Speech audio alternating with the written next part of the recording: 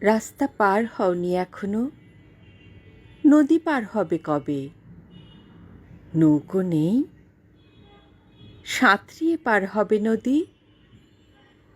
তুমিও কি এ সময়ে হয়েছ বিদ্যাসাগর? মায়ের নিকটে যাবে, মায়েরই ডাকে। দমোদর পার হবে সাঁতরিয়ে, তা এখন প্রকাশ্যে সম্ভব নয়। এখন তো কত জলযান।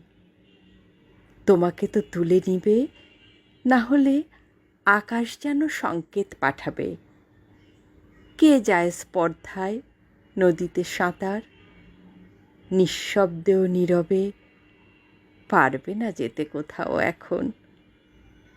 চারদিকে ধাতু নির্মিত চোখ তাকিয়ে রয়েছে।